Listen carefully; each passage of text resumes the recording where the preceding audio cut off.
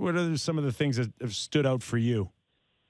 Well, I think the big thing for me, obviously, the whole story, obviously, is Mitch Marner. But their top four players, obviously, up front, they're all getting it done. They're all over a point a game.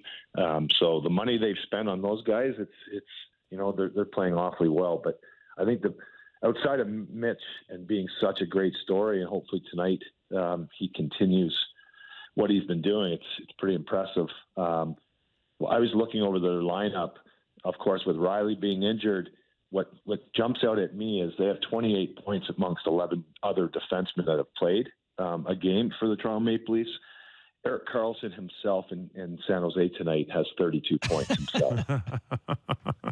So I would say if there's anything, scoring from the back end would be, obviously a huge boost if that happens, but they got to keep it out of the net. Their penalty kill has to be a little bit better, but boy, they've been good. They've been actually a ton of fun to watch.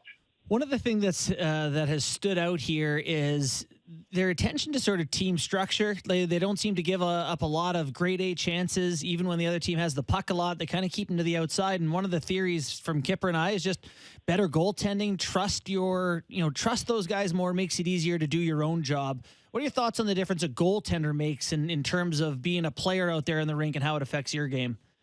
No, it's everything. It's, when you have trust in your goaltenders, you can cheat a little bit. You can actually anticipate, where the puck will be, not where it is, at that moment. So the moment a team really buys into that and has team structure and that type of trust, you become a better team.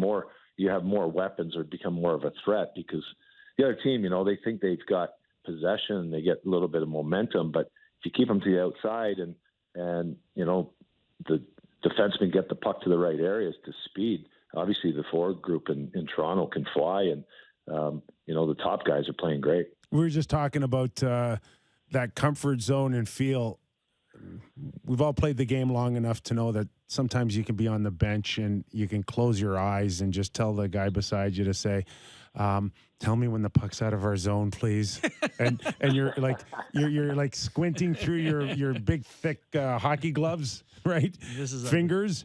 And you had the best in Dominik Hasek. And I can't even begin to imagine what it was like for you looking over your shoulder and saying, oh, that guy's got our back tonight. Oh, hey, Kip. I mean, there's no doubt he was winning Vezinas and Hart trophies for a few years there in the 90s. And, no, he was amazing. And honestly, we had so many nights where if our team was, if our team up front with Dominik, and of course they went to the Stanley Cup, the conference final in 99, I think 98, and then 99 into the Stanley Cup final against Dallas. I was there prior to that. Our team was not as good as what our record probably indicated, although having a goaltender like that, we had players, Dixon Ward and Jason Dawn, Mike Pekka, and Randy Burge, and other guys that, scored over 20, and they were all on when the transition game, the other team would have the puck in the offensive zone, be all over us. Dominik would make a couple saves, which we knew he would, and all of a sudden we'd have 2-on-1s, 3-on-1s going the other way. So having a good goaltender and that type of trust, I can't begin to tell you how important that is, how much of an advantage that is for certainly a team, but the skilled players, because now all of a sudden their greatest asset can be utilized, and that's their anticipation. Yeah, I like that. That makes a lot of sense to me. I wonder if we can extrapolate that out to the Buffalo Sabres, a team I know you follow quite closely. Things kind of fallen off after a really good start there. Tell us about what's going on in Buffalo these days, and I don't know if goaltending is an issue there at all, but what are you seeing from the Sabres? Listen, they're doing what we probably expected from them. They've got some young players that are skilled. They definitely an exciting team. They have an identity with Alex Tuch up front, and of course Tage Thompson, who's been a beast. Seems like a human highlight reel he is, but no, they're growing, they're learning, and I certainly didn't think that they'd be the best right out of the gates, and they had a great start to their season. But I think they've come back to where they probably fit.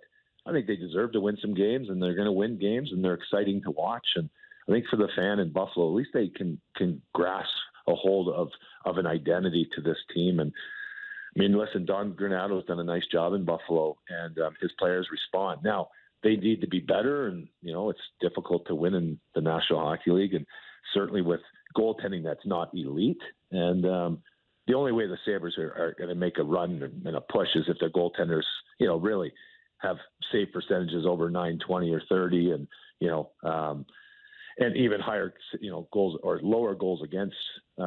Buffalo, they struggle that way, but you know what? I think that's been expected.